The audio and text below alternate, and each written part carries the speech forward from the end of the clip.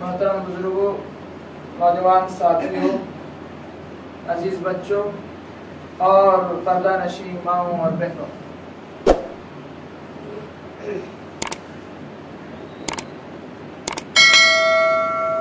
انسانوں کو اللہ رب العالمین نے الگ الگ طریقوں سے سرفراز کیا ہے۔ کسی کو اللہ رب العالمین نے مال و دولت سے نوازا ہے، کسی کو اللہ رب العالمین نے صحت و تندرستی سے نوازا ہے، کسی کو اللہ رب العالمین نے علم اور صلاحیت کا انبار دیا ہے، تو کسی کو اللہ رب العالمین نے حسن و جمال اور خوبصورتی سے نوازا ہے۔ یہ تمام ساری چیزیں جن کا تعلق نعمت سے ہے، اللہ رب العالمین نے انسانوں کو براہ راست اپنی جانب سے دیا ہے، اور اللہ رب العالمین نے اس بات کا اندازہ بھی رکھا ہے کس کو کتنا، کس انداز میں، کس طریقے پر، کب اور کیسے دینا ہے۔ لیکن انسانوں نے اللہ رب العالمین کے ان عطا کردہ نعمتوں پر اعتراض کرتے ہوئے کیا کیا؟ اللہ رب العالمین پر یا اللہ رب العالمین نے انسانوں کی تقدیر میں جس قدر جو نعمت لکھی ہے اس پر انہوں نے ایک ناراضگی کا اظہار کیا۔ اسی ناراضگی کی وجہ سے کہ انسان دوسرے انسان سے جلتا ہے، حسد کرتا ہے، اڑتا ہے، اپنے آپ کو پریشان کرتا ہے اور خود کو تنگی میں ڈالے جاتا ہے اور طرح طرح کی بیماریوں کا آماجگاہ خود کو بنا لیتا ہے۔ کسی شخص کا قول ہے ثلاثۃ لا يهنأ لصاحبها عيش، کہ تین بیماریاں ایسی ہیں جس کے اندر بھی یہ تین بیماریاں موجود ہوں گی،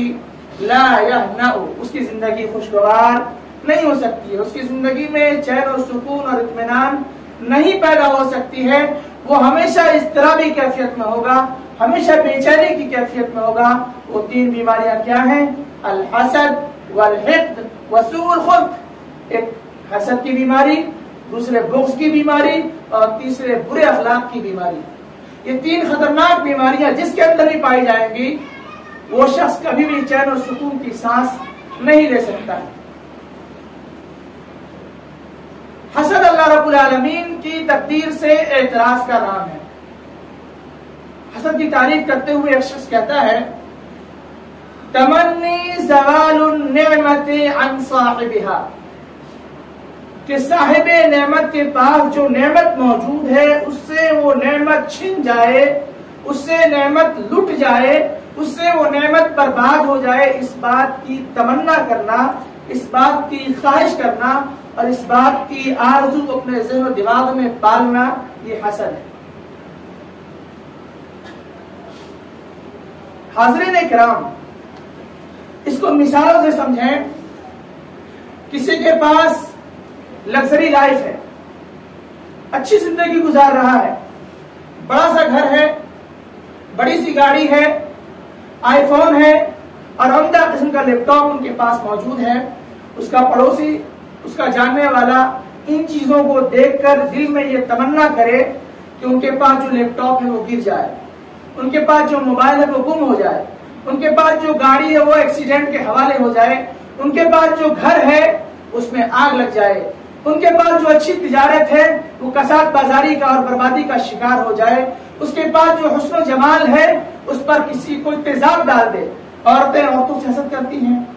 حسن و جمال کی بنیاد پر، خوبصورتی کی بنیاد پر، تو ایک عورت خوبصورت عورت کو دیکھ کر یہ تمنا کرے کہ اس کے چہرے پر کوئی تیزاب ڈال دے اور اسے بدصورت بنا دے، یہ خواہش کرے۔ کسی عالم کو یا اس کی شہرت کو دیکھ کر ایک دوسرا عالم جس کی شہرت نہیں ہے حسد کرے اور اسے پھر طرح طرح کی تہمتیں لگا کر اسے سلاخوں کے پیچھے ڈال دے، جیسا کہ مولانا جرجیز صاحب کے ساتھ ہوا۔ یہ حسد کی بنیاد پر ہی ہوا۔ انہوں نے عالمی طور پر یا کم سے کم ہندوستانی ملکی پیمانے پر بہت بڑی شہرت حاصل کی،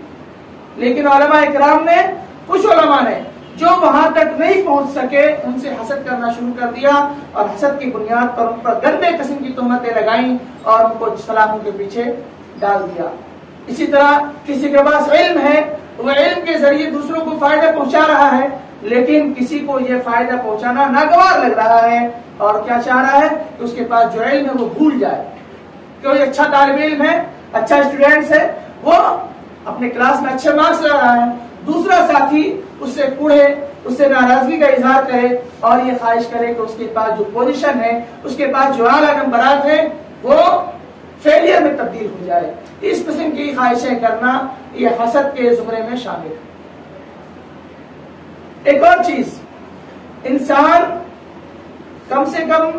یہ خواہش کرے کہ مجھے ملے نہ ملے، جس کے پاس ہے اس کے پاس سے ختم ہو جائے۔ دوسری چیز یہ ہے کہ مجھے ملے اس کے پاس نہ رہے۔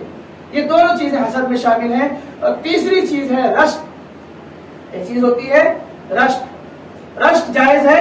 اور رشک کیا جا سکتا ہے۔ رشک کیسے کسے کہتے ہیں؟ رشک کہتے ہیں کہ اللہ رب العالمین جس طرح اس کے پاس مال ہے اس طرح میرے پاس بھی ہو، جس طرح اس کے پاس علم ہے اس طرح میرے پاس بھی ہو، جس طرح اس کے پاس خوبصورت آواز ہے کاش کہ میرے پاس بھی ہوتی۔ تو اس قسم کی خواہشیں کرنا یہ رشک کہلاتا ہے اور یہ جائز اور درست ہے، ایسا کر سکتے ہیں۔ شرط یہ ہے کہ آپ کے ذہن میں اس بات کا ایک انش بھی موجود نہ ہو کہ جس کے پاس ہے وہ چھن جائے۔ اگر یہ پایا گیا تو وہ حسد میں تبدیل ہو جاتا ہے، جو کہ حرام ہے۔ رشک یہاں ہے کہ آپ کے پاس ہے تو میرے پاس بھی ہو، آپ کے پاس علم ہے ہمارے پاس بھی جانکاری، اس قسم کی چیزیں رشک کہلاتی ہیں۔ اور اس کے جواز کی دلیل یہ ہے، اللہ کے رسول صلی اللہ علیہ وسلم نے ارشاد فرمایا لا حسد الا فی اثنتین، کہ رشک صرف دو قسم کے لوگوں میں کیا جا سکتا ہے۔ یہاں لفظ حسد استعمال ہوا ہے، لیکن امام بخاری رحمہ اللہ نے اپنے کتاب باب الاقتباط فی العلم والحکمہ اقتباط کا لفظ ذکر کر کے اس بات کی طرف اشارہ کر دیا یا اس بات کو کھول کر بتا دیا کہ یہاں حسد اقتباط کے معنی میں ہے، جس کا مطلب ہوتا ہے رشک کرنا۔ اور اللہ کے رسول صلی اللہ علیہ وسلم نے فرمایا یہ اقتباط دو قسم کے لوگوں سے کیا جا سکتا ہے، رشک دو قسم کے لوگوں پر کیا جا سکتا ہے۔ رجل آتاہ اللہ القرآن فهو يقوم به آناء اللیل وآناء النہار، ایک وہ شخص ہے جس کو اللہ رب العالمین نے قرآن کریم کی دولت سے مالا مال کیا ہے،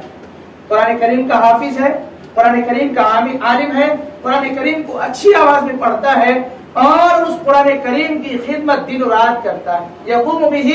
آناء اللیل وآناء النہار، اس قرآن کریم کی خدمت دن و رات وہ کرتا ہے، بچوں کو پڑھاتا ہے، جب موقع ملتا ہے دوسروں کو تبلیغ کرتا ہے، جب موقع ملتا ہے دوسروں کو اپنی تلاوت سنا کر ان کے دلوں کو سرور پہنچاتا ہے، خوشی پہنچاتا ہے۔ تو یہ چیز قابل رشک ہے اور ایک انسان خواہش کر سکتا ہے کاش کہ ہمارے پاس بھی یہ علم ہوتا، کاش کہ ہمارے پاس بھی قرآن کا علم ہوتا تو ہم بھی اسی طرح دوسروں کو پڑھ پڑھ کر سناتے، دوسروں کو قرآن کریم کا حافظ بناتے۔ اس قسم کی چیزیں کی جا سکتی ہیں۔ دوسرا ہے رجل آتاہ اللہ مالا فهو ينفقه آناء اللیل وآناء النہار، کہ ایک دوسرا شخص ہے جس کو اللہ رب العالمین نے مال سے نوازا ہے، مالدار بنایا ہے، اور پھر وہ اللہ رب العالمین کے راستے میں گاہے بگاہے خرچ کرتا پھرتا ہے، یتیموں کا، مسکینوں کا، غریبوں کا، مفلسوں کا، قرضداروں کا،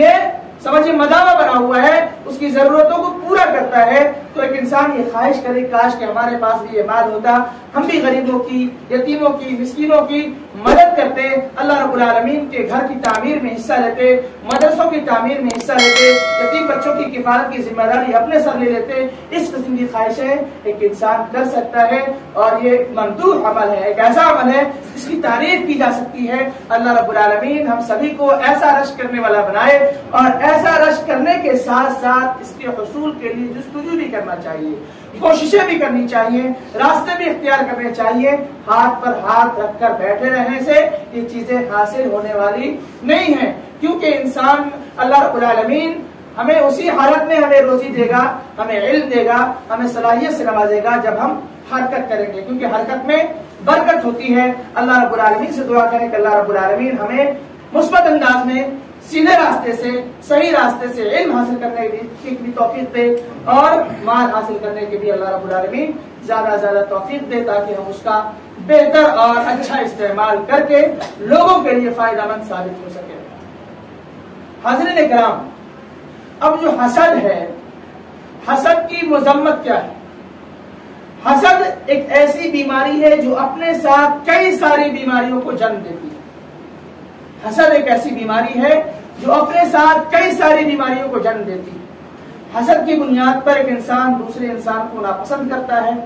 دوسرے سے ناراض ہوتا ہے، اللہ رب العالمین کے تقدیر کا انکار کرتا ہے، اللہ رب العالمین نے ایک انسان کے مقدر میں جو کچھ لکھا ہے اس سے ناراضگی کا اظہار کرتا ہے، پھر اس کے نتیجے میں دوریاں بنتی ہیں، نفرتیں پیدا ہوتی ہیں، قدورتیں پیدا ہوتی ہیں، اور ایک اسلامی سماج و معاشرہ جسے اتحاد و اتفاق کا نمونہ ہونا چاہیے، جسے محبتوں کا سرچشمہ ہونا چاہیے، وہ کیا ہوتی ہے؟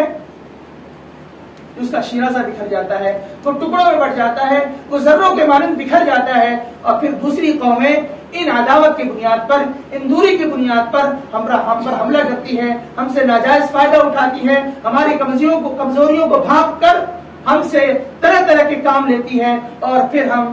اپنی عداوت کی بنیاد پر اپنے بھائی کی مدد نہیں کر پاتے ہیں۔ اسی وجہ سے اللہ کے رسول صلی اللہ علیہ وسلم نے فرمایا لا تحاسدوا ولا تباغضوا ولا تجسسوا ولا تحسسوا ولا تناجشوا وكونوا عباد الله اخوانا، رواه مسلم۔ یعنی آپس میں ایک دوسرے سے حسد نہ کرو، ایک دوسرے سے بغض اور نفرت نہ رکھو، ایک دوسرے کی جاسوسی مت کرو، ایک دوسرے کی باتوں کو چوری چھپکے نہ سنا کرو۔ عورتوں کے اندر یہ بیماری بہت کثرت سے موجود ہے کہ کون کس کے سلسلے میں کیا بات کر رہی ہے سنے گی اور اس کا پرچار کر دے گی۔ اللہ رب العالمین ہماری عورتوں کو نیک سمجھ دے، اور کہیں نہ کہیں مرد حضرات بھی اس میں آج کل شامل ہوتے جا رہے ہیں۔ یہ بیماری مردوں پر بھی مسلط ہوتی جا رہی ہے کہ لوگ ایک دوسرے کی ٹوہ میں لگنا شروع کر دیے ہیں، کون کب کہاں جا رہا ہے، کدھر جا رہا ہے، کس کے ساتھ جا رہا ہے، کون سا کام کر رہا ہے، کون سی باتیں کر رہا ہے، کس کے خلاف کام کر رہا ہے، یہ ساری چیزیں انسان کرنا شروع کر دیا ہے۔ اللہ رب العالمین ہمیں محفوظ رکھے۔ آگے اللہ کے رسول صلی اللہ علیہ وسلم نے فرمایا وَلَا تَنَاجَشُوا، خریدنے کے ارادے کے بغیر قیمت کو بڑھا کر بھاؤ لگانا یا بولی لگانا یہ نجش کہلاتا ہے۔ یعنی مثال کے طور پر سمجھے کہ میرے پاس ایک قلم ہے، اس قلم کی قیمت ہمارے اور دکاندار میں طے ہو گئی کہ 10 روپیہ ہے۔ ایک تیسرا شخص آئے جسے لینا غلط تو نہیں ہے لیکن بھاؤ بڑھانا مقصد ہو، ہم تو 12 روپے اس کا دیتے ہیں، تم 10 روپے میں کیوں بیچ رہے ہو؟ پھر کیا ہوگا؟ دکاندار اس کو اس سے 12 روپے میں دے گا۔ اس کو نجش کہا جاتا ہے، اور یہ چیز بھی مارکیٹ میں بہت عام ہوتی جا رہی ہے، مسلمانوں کی مارکیٹ میں یہ چیز عام ہوتی جا رہی ہے۔ اس لیے ہمیں اور آپ کو بہت زیادہ غور کرنے کی ضرورت ہے، اور ان خطرناک بیماریوں سے خود کو بچانے کی ضرورت ہے، کیونکہ اللہ کے رسول نے فرمایا وَكُونُوا عِبَادَ اللَّهِ إِخْوَانًا، اللہ کے بندے بن کر اور بھائی بھائی بن کر رہو۔ اللہ کے رسول کا یہ جملہ کہنا وَكُونُوا عِبَادَ اللَّهِ إِخْوَانًا، کہ اللہ کے بندے بن کر اور بھائی بھائی بن کر رہو،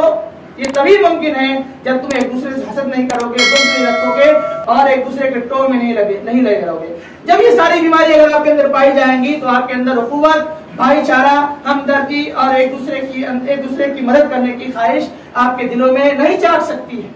اگر آپ چاہتے ہیں کہ ہمارا معاشرہ محبت کا پیغام بھیجے، ہمارا معاشرہ نفرتوں سے دور ہو، تو پھر آپ کو ان تمام بیماریوں سے خود کو بھی بچانا ہوگی اور دوسروں کو بھی اس سے محفوظ رہنے کی تلقین کرنا ہوگی۔ حاضرین کرام، حسد یہ یہودیوں کی علامت ہے، حسد کرنا یہودیوں کی عادت ہے۔ اللہ رب العالمین نے قرآن مجید کے اندر ارشاد فرمایا ام یحسدون الناس علی ما آتاهم اللہ من فضلہ، یہ یہودی مسلمانوں سے یا لوگوں سے صرف اس بات کی بنیاد پر حسد کرتے ہیں کہ اللہ رب العالمین نے اسے اپنے فضل سے نوازا۔ کیوں حسد کرتے تھے یہودی؟ مسلمانوں کو جب تسلط حاصل ہوا، طاقت حاصل ہوا، حکومت ملی اور قیادت و سیادت ملی تو یہودی ان سے حسد کرنے لگے۔ فضل سے مراد ایمان، اللہ رب العالمین نے مسلمانوں کو ایمان کی دولت سے سرفراز فرمایا، اور اسی کے نتیجے میں اللہ رب العالمین نے اسے مسلمانوں کو ایک حکومت عطا کی، ایک سلطنت عطا کی، ایک سطح پردان کیا اللہ رب العالمین نے، اور ان چیزوں کو دیکھ کر یہودیوں نے جلنا اور اڑنا شروع کر دیا۔ اللہ رب العالمین نے دوسری جگہ فرمایا وَدَّ كَثِيرٌ مِّنْ أَهْلِ الْكِتَابِ لَوْ يَرُدُّونَكُم مِّن بَعْدِ إِيمَانِكُمْ كُفَّارًا، حق کے واضح ہو جانے کے بعد اہل کتاب میں سے بہت سارے لوگ مسلمانوں کے سلسلے میں یہ چاہتے ہیں کہ وہ دوبارہ کافر بن جائیں۔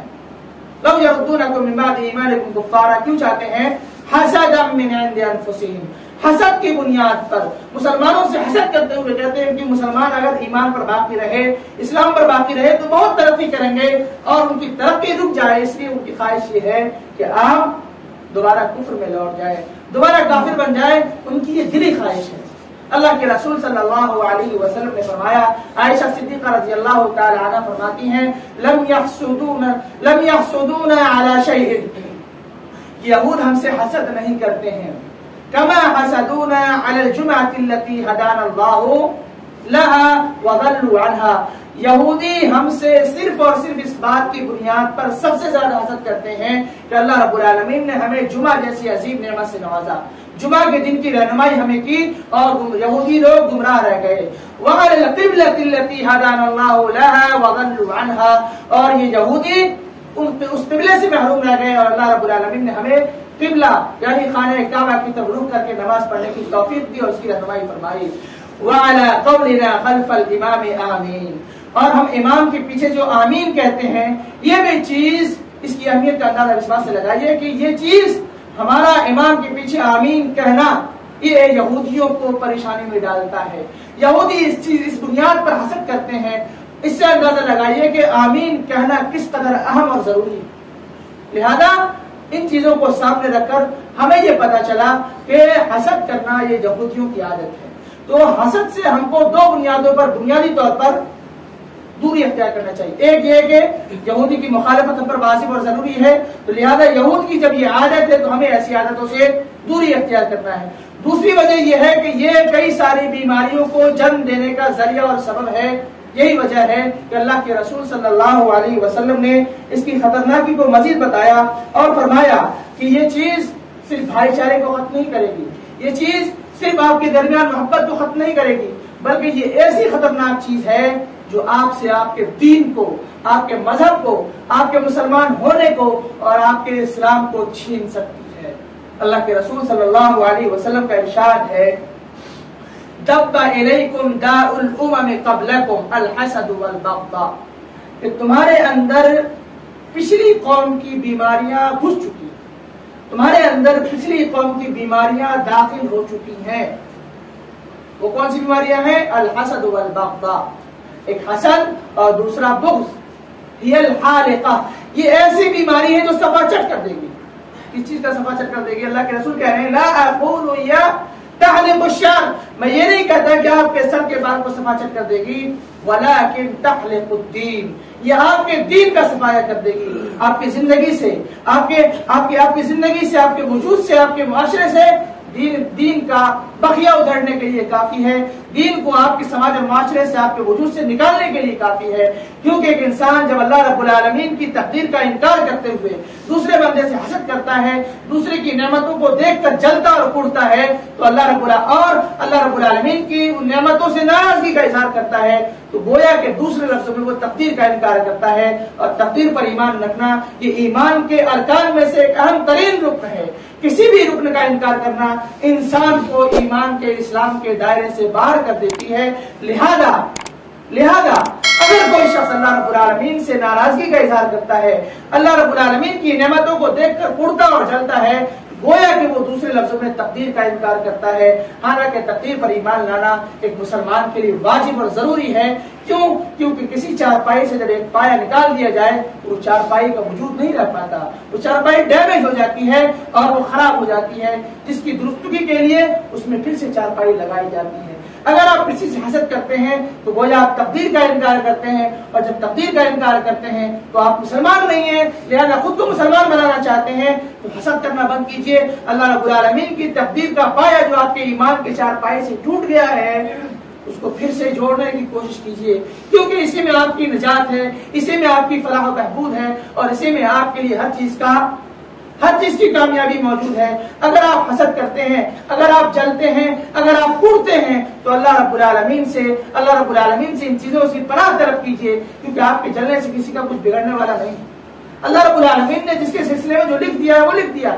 جس کو جو ملنا ہے وہ ملنا ہے۔ آپ کتنا بھی جل جائیے، کتنا بھی بھن جائیے، کتنا بھی کڑ جائیے، کتنا بھی اپنے آپ کو پریشان کر لیجئے، جس کو اللہ رب العالمین نے جو نعمت دینے کا فیصلہ کر لیا ہے وہ کر لیا ہے۔ آپ کے جلنے اور کوڑنے سے اس پر کچھ فرق پڑنے والا نہیں ہے۔ البتہ آپ خود کو، اپنے دین کو، اپنے اسلام کو، اپنے وجود کو، ہر چیز کو بیمار ضرور کر سکتے ہیں۔ آپ سماج و معاشرے کا کیڑا ضرور بن سکتے ہیں، ایک ایسا کیڑا جو بیماریوں کو پنپائے گا، ایک ایسا کیڑا جو نفرتوں کو پنپائے گا، ایک ایسا کیڑا جو محبتوں کا قلعہ کما کرے گا، ایک ایسا کیڑا جو قدورت کو جنم دے گا، ایک ایسا کیڑا جو ہر طرح کی اچھائیوں کو سماج اور معاشرے سے دور کرنے کا